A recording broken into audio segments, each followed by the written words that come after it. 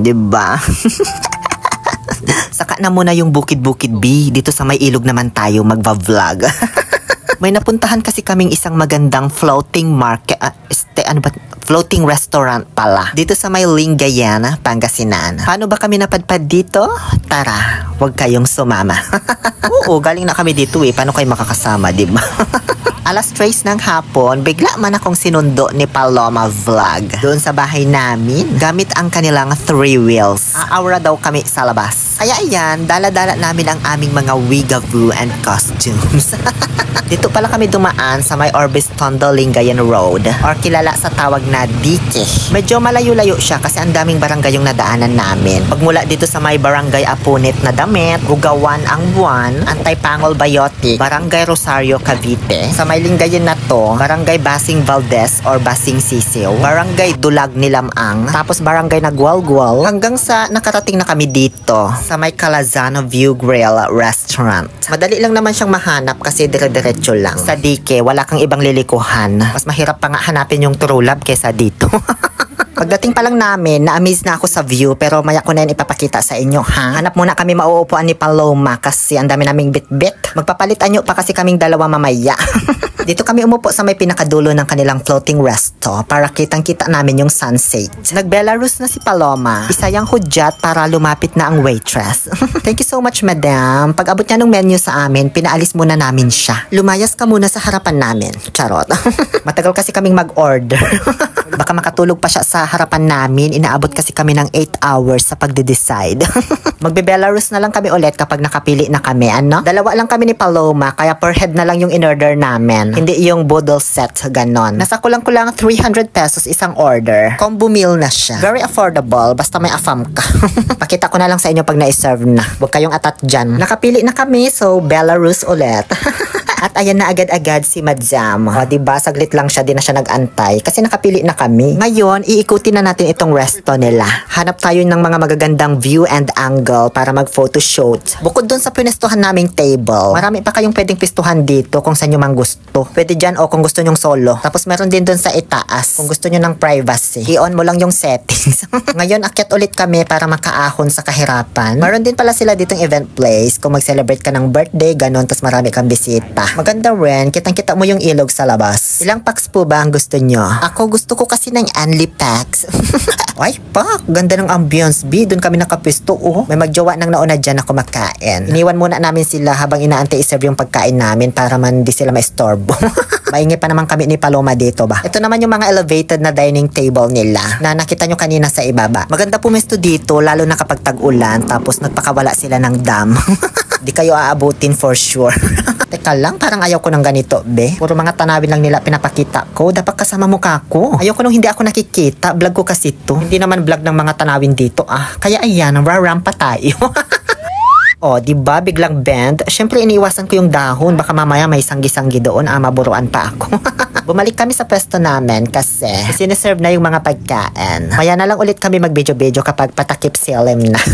Ayan pala yung in-order ko. Lechon kawali, Shanghai fried rice with pancit for less than 300 pesos. With nesty and only ice na. Hindi kami aware na may nesty na palang kasama. So, nag-order pa kami ng soft drinks. Ang bobo namin, no?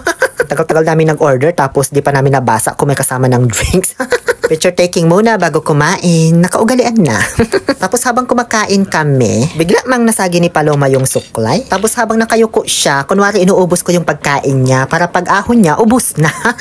Inuna pa kasi talaga namin mag-shoot ng pang reels bago talaga kami tuluyang kumain. Ewan ko ba dito kay Paloma, kakain ba talaga tayo dito o magti-tiktok lang at reels? Pagkatapos naming mag-shoot, ito na po yung proper eating talaga namin. Masarap ang pagkain nila, lalo na yung Shanghai be. Siksik na siksik yung Shanghai nila tapos parang ang daming laman sa loob. Hindi pa masyadong maalat. Masarap, I swear. Sa natikman kong menu nila ngayon, i-rate ko siya ng 9/10. Base lang naman to sa mga nakain ko ha. Hindi ko pa naman natitikman yung ibang mga putahe nila. Pero kung ambience ang pag-uusapan be, ganito yung mga gusto kong tambayan. 10/10 to para sa akin, as in. Lalo na nung palubog na yung araw, ang ganda ng view talaga. Ewan ko lang kung may coffee silang ino-offer dito sa menu, pero masarap din dito magkape-kape B. Kung malapit lang to sa amin, Diyos ko, kahit weekly ako dito. Weekly lang naman, di man araw-araw. Wala tayong budget B. Parang ganito, oh, chill-chill lang, di ba? Naka-bucket pa, pero royal lang pala iinumin. Up. Paano yun, B? Oh, ganun. Feeling social ang lola mo.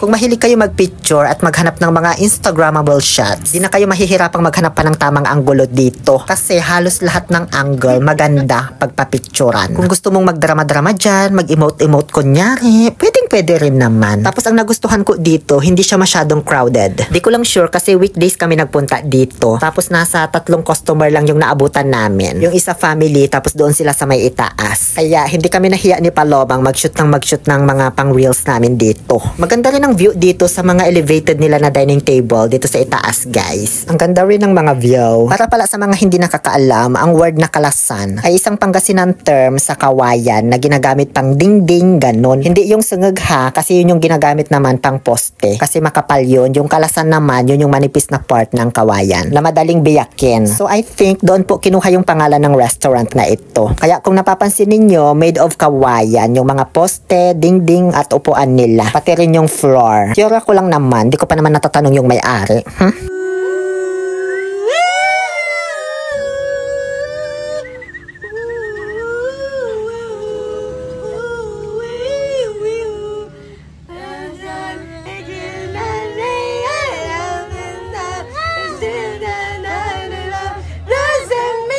Diba? Ang ganda. Advice ko lang, mas maganda pumunta dito kapag tag-ulan siguro, no? Yung katatapos lang yung bagyo, tapos kakatapos lang nilang magpakawala ng dam. Charot. Ngayong malamig ang panahon hanggang summer, maganda magpunta dito. I-search nyo lang sa Google Map, Calazana View Grill. Lalabas na yan. Nung papagabi na-amaze din ako lalo kasi binuksan na nila yung mga iba't ibang kulay ng kanilang mga ilaw na mas lalong nagpaganda ng ambience. Almost 2 hours din kami nag-stay dito ni Paloma. Sinulit talaga namin dito mag-shoot ng mga pang-content namin, as in. Tapos natuwa ako kasi nung pauwi na kami, nakita ko na agad na nakadikit yung sticker na binigay ko. Dalawa pa yan, oh. Ang dami na rin palang mga vlogger na napadpad dito, no? Thank you so much, Calazana View Grill, for your kind and consideration regarding this matter. And of course, thank you so much, Paloma Vlog, sa pagsama sa akin dito. Muli, ito po ang inyong Happy Pill Oliver Castro na nagsasabing, no to toxicity, let's make people happy.